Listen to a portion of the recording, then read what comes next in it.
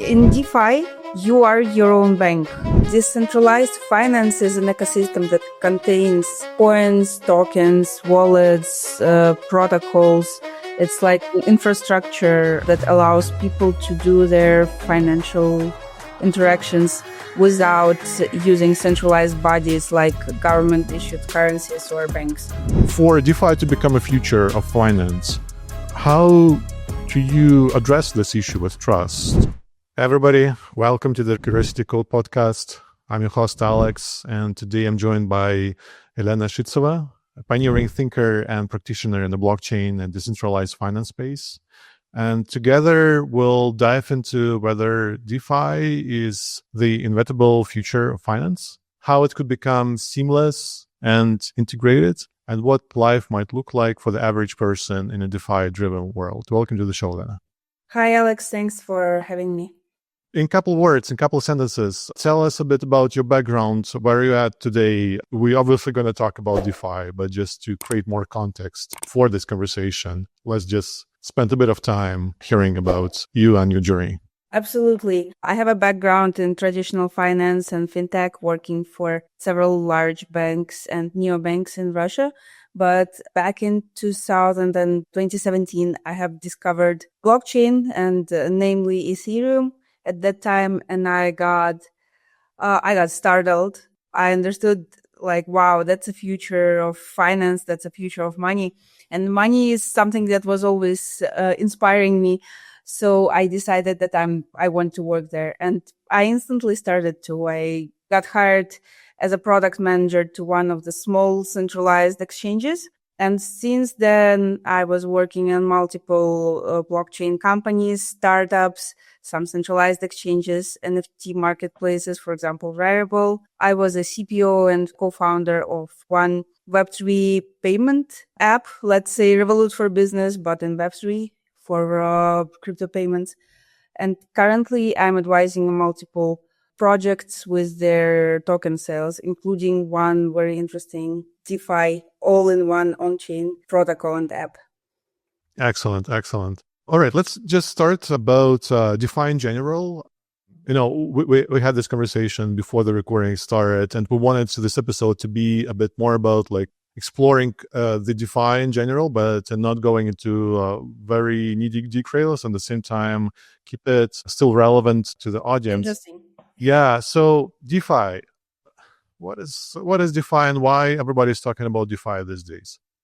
Well, DeFi is the short for decentralized finance, and I believe most of your listeners already know the concept of tokens, coins, stable coins, blockchains, etc. But to have what is DeFi in general with all those protocol and bridges and lending platforms and what is the whole thing, I would like to make this analogy.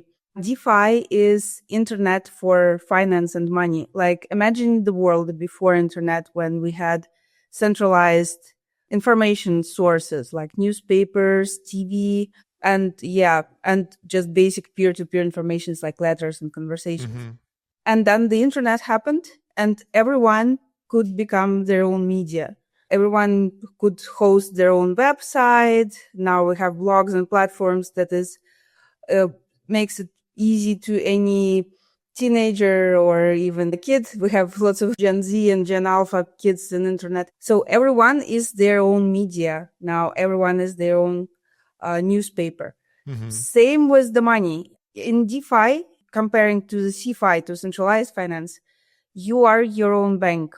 You own your own wallet with your tokens, because comparing to the bank owning your account it can be hacked, it can be blocked, you can be sanctioned if you're a politically exposed person, for example, or if you're a criminal. In the decentralized finance, you have security issues, but there is no one technically who can ban you. And also you are free to launch your own protocol or participate in existing protocols to lend or borrow money, to raise investments through ICOs, for example. That's one of the things I'm currently doing. It's the same level up in financial freedom as internet is a level up in the freedom of information, I would say. Interesting analogy. When I think about the future of technology and how it may evolve, and I picture, the world where we're not actually linked or dependent on the banks per se, like in CeFi, the only concern probably I have, major concern, is that at the moment, the reason we're using banks is because of trust. It's a bank. It's governed by government and central banks and whatnot. And yes, we've seen cases when banks disappear in a day. Sometimes there is a crisis and whatnot. That's still the governments as well. yeah. Those of us were alive when it happened to the Central Bank of Russia and Sberbank of Russia. Yeah, but conceptually, people kind of trust these banks. That's the reason, because they feel like, okay, it's a large system and somebody's standing behind it and actually controlling. We will admit the fact that sometimes, the control bodies are not actually acting in the interest of people. But anyway, so for DeFi to become a future of finance, how do you address this issue with trust? How do you make it, as a commodity, as a standard for people to use, as like, we use classic banks today? Oh, well, there is more than one question in your question. I know. I probably went too deep. Yeah. First of all, the trust. It is a double-sided sword in this case, because, for example, Bitcoin, I can trust, and any one of us can trust Bitcoin protocol the trust is way stronger, almost infinite, before the quantum computers are invented, that your Bitcoins are your Bitcoins unless you compromised your keys and lost them. So any bank, any government can fail, but to take your Bitcoins from you, unless you, of course, compromised them or lost your private key, that malicious player, that hacker, whoever wants to take your Bitcoins from you, they will have to destroy the overall network of computers running nodes of Bitcoin all over the world, which is technically impossible. I think maybe if the nuclear war starts, maybe this can be possible, but otherwise, no. Yeah, of course, there is a risk of quantum computers, that they will come and all the cryptography are going to be compromised because on the new level of computing power. But by this time, I believe the smart guys who are developing Bitcoin protocol will find out something. And now it's outside of our probability horizon, let's say. That's with the trust. But with the same time, this big self-trust comes with big responsibility, and it's people who are libertarians with libertarian ideology. They usually adore Bitcoins and cryptos because they own their own money, and at the same time, they're fully 100% responsible for their own money. Like those Bitcoin maxis, they fully understand that they and only they are responsible for their safety of their funds. And if you throw your hard drive with your coins to the garbage, as one guy did. Yeah. Now he's trying to speak with the government to purchase that landfill where supposedly his hard drive is, to find, because that will make him a billionaire. Yeah, if you lose it, there will be no way back. So it's two sides. With big freedom, you take big responsibility. And one of the keys to mass adoption would be actually help with both the user interface and risk reduction. So builders are currently thinking on how to insert that intermediary in the middle that could potentially help you recover your wallet if you got your password stolen or you lose it yourself, but at the same time without building this trust. And maybe, I'm not sure if this dilemma is like 100% solvable, but they're trying to find a compromise. But yeah, the security issues and the ease of use with all those gas fees, seed phrases, wallets, it's now one of the massive challenges we need to solve to make the massive adoption of blockchain and DeFi possible. So in practical terms, in your opinion, what needs to happen in reality so that we see that massive adoption and people are using this technology not as, this is just a crypto, but actual finance, like it's becoming go-to finance tool versus alternative, which it is currently. Oh, well, it depends on what we say, what we call the massive adoption. But what we need to remove or upgrade to make more people use it is actually their need to use it and no restrictions to do so. As we know, lots of people in certain countries like Vietnam, like Argentina, Turkey, China, by the way, with their restrictive financial system, they love using crypto. And it's not because they love progressive financial technology. It's because they have certain restrictions. For example, their financial systems, maybe they're overly controlling their funds, or they're not allowing people to receive remittances from abroad without certain, maybe forceful exchanging to the local currency.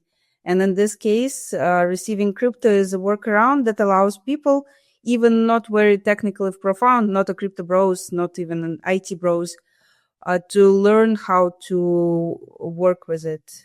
But this is it's not DeFi, it's just using crypto as payment. So first of all, it's need. People need to, to start using it, people need to feel why they need it. Second is regulators and governments. They are quite careful with it, cautious, I would say. And because it's a new thing, it's hard to control. Banks do not know how to control the risks. Compliance officers do not know how to actually find out if this crypto was somehow involved in some money laundering or whatever illegal activities. And that's why slow and bureaucratic governments are doing their slow and bureaucratic things to be on the safe side. At the same time, some governments who prefer to be, for any reasons, more innovative and more open to risk, like El Salvador, Central African Republic, some cantons of Switzerland, some states of America, I guess Colorado, they have already adopted crypto as a legal matter of payment, so you can technically pay taxes there with crypto, and they have different reasons for that. So, of course, if your government says this is okay, you are not a criminal for having Bitcoins in your wallet, you can legally use it, that will help the adoption as well. It's interesting that you keep mentioning Bitcoin, but in my mind, when I think about crypto finance, I think purely stablecoins. And you mentioned adoption, and people will actually, the need of people will drive the adoption. And what comes back to my mind is when the Ukrainian war started, I've seen many people been impacted by it. And lots of people who've never used crypto in their life, they actually never knew it, because of all the, limitations and sanctions and they started to use the stablecoins. And suddenly, 2 years forward, you see lots of transactions happening in USDT. It's becoming like a main currency in certain communities. And for me, that's a good example of what you are describing, like people actually start to need, but it sounds like it's in a bad way. Well, for the everyday use, of course, for payments, for example, or storage of value, stable coins they are basically stable. So they're the most popular instruments. But I was mentioning Bitcoin because stable coins, especially the popular ones, they are somewhat centralized. So, for example, USDC is the second most popular one, is a very centralized entity. USDT as well. And USDT is getting banned from Europe gradually now. So some brokers are not willing to work with it. And Bitcoin stands with the initial ideological values, which not helps with the ease of use with all that volatility and stuff, but keeps with the initial values. So stable coins is not pure example of DeFi. it has its centralized kind of component. Not all of them. They're more heuristic, let's say algorithmic stable coins like Dime created by MakerDAO. It has a very quite complicated mechanism behind it, but it actually, I would say it's a masterpiece of financial engineering. Whoever has a brain space, one evening you should just go and have a look how it works with different intents. It's a self-regulating system that does not require any central custody to store those dollars or whatever. They're pegged by other cryptocurrencies, and so far they're doing good. But yeah, most popular ones like USDT and USDC and Athena, the new one, they are highly centralized. So from the heuristic point of view, they're not that good.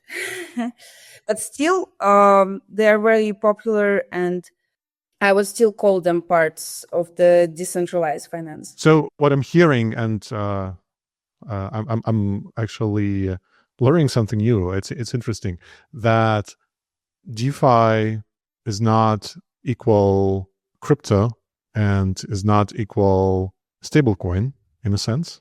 So DeFi is a crypto that has no centralized control, right? So that's the definition of decentralized finance. And it's obvious to say decentralized finance is an ecosystem that contains coins, tokens, wallets, protocols. It's like an infrastructure that allows people to do their financial interactions without using centralized bodies like government issued currencies or banks.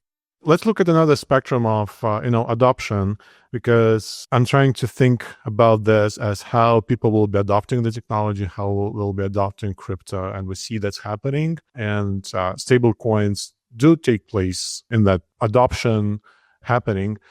What is happening with central bank digital currencies, CBDCs, that start to appear in different countries? They're working on this in different stages. How do you think this play out in the whole ecosystem? That's not DeFi, right? It's like the opposite of DeFi, as far as I understand the concept. It depends really on how it is going to work, because if you're going to make a private blockchain that runs on one node in a central bank, on maybe on two nodes, one in the central bank and another in the Ministry of Finance or whatever, and they will be able to control all the flows and see all the information, see this is Peter, he's using his $5,000 to buy, what is he buying? Is it illegal drugs? I'm going to block him and also take all his savings because he is a criminal now. Mm-hmm. Of course, giving this control into any centralized body sounds like a very risky idea, because you can be endlessly loyal, you can have an amazing government, but can you guarantee that it's going to be forever? What if tomorrow some bad guy will just enter the data room? I'm oversimplifying, but it looks like a concentration of power and risk in just one hands. But it's if they develop it according to this highly centralized idea. I don't know how they really I know that digital yuan in China is already somewhat piloting, and knowing the Chinese guys and their views on freedom of speech and everything, I'm afraid that that can end up into further lowering of the financial and overall freedom for the people who are using these currencies. But other government body like Europe or United States, they're currently in research, and let's see where it goes. Maybe they will, since they're declaring being a democratic constitutions and they have lots of bright people there, maybe they will find out the way how to make it work for good, not for bad. So it depends on the execution whether CBDCs actually fall into DeFi category or not, right? We didn't see it in practice, so I would say it's too early to say. But I see, and lots of people see risks in that. Right. Again, coming back to the trust, Maybe that will help people just to make a first step. Like, hey, this is government issued stuff. You can probably trust it. Anyway, let's look into the future of where we started the conversation. I want you to think of, I don't know, let's call it 5-10 years from now, how the finance for average person will look like in 10 years if actually DeFi continues to evolve as it evolves today, and it hopefully it succeeds. From the retail user perspective, I don't think many things are going to change, because the key of mass adoption is to make it useful, to make good interfaces. And most probably, I believe our normal, usual financial service providers will just use blockchain as infrastructure. So they will propose us, by us, I mean, regular retail users of financial services. They will propose us new products like ETFs on Bitcoins already proposed. Perhaps they will use blockchain on the background as an infra for international remittances, so it will become faster, more reliable, and cheaper for everyone. But in general, it is going to be like pipes inside of the walls of the building. So overall infrastructure will start working better where blockchain can improve stuff. But from the user's perspective, like, we will have more developed financial system. So it's like you're getting more control over your finances.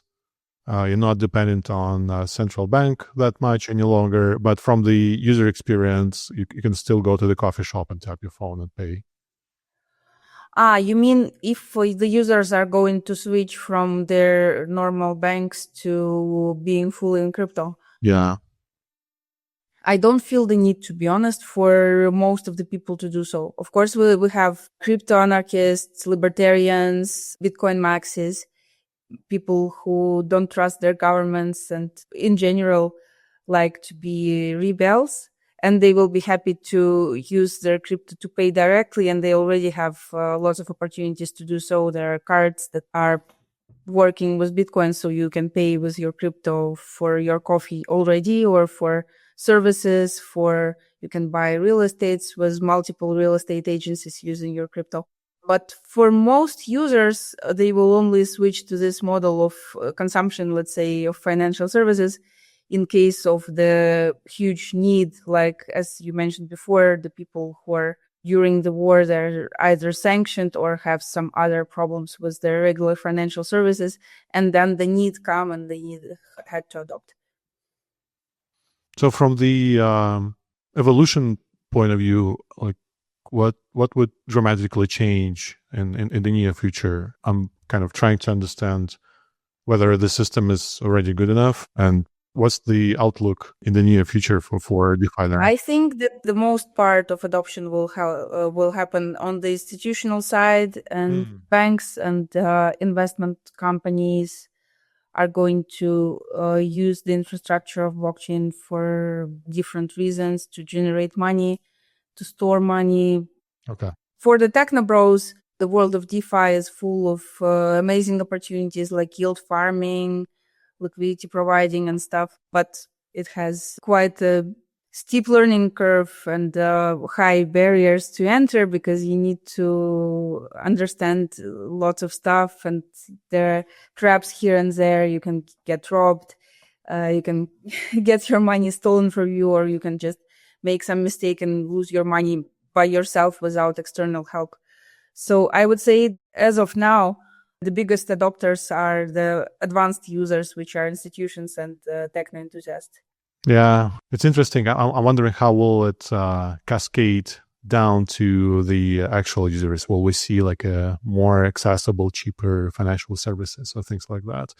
But I get the point. It's interesting view on payment will obviously be the first, and it is already the first use case, especially cross-border remittances. I had a freelancer from Vietnam, and that girl was earning a very good $1,500 bucks a month, which is a high salary for Vietnam, but she could not get a credit card. She said, I went to my bank and I showed all my payslips for like a year before, like, see, I have money. Please give me a debit card or credit card because I want to travel and I want to buy stuff online. And they said, no, you don't have a salary. You're a freelancer. Cards are only for the people with salary. So yeah. And also I used to pay her in cryptocurrencies because the other way was to pay her to have her PayPal, and the PayPal would charge her another 10 or 15% to withdraw, which is kind of crazy. Yeah, I can relate to that. I'm actually paying to a few folks in stablecoins these days as well. So it's happening. The change is happening. Well, that's been a great conversation on DeFi, Elena. Thanks a lot for your time. Hopefully for the audience, I think it become a little bit more clear. They are clear to me now. And yeah, I hope you have fun. I did. Thanks for your time. For the listeners, thanks for staying with us till the end. So don't forget to subscribe to the channel, hit the like button, and leave a review on the podcast platform that you're listening to this episode to. So see you in the next episode. Bye-bye.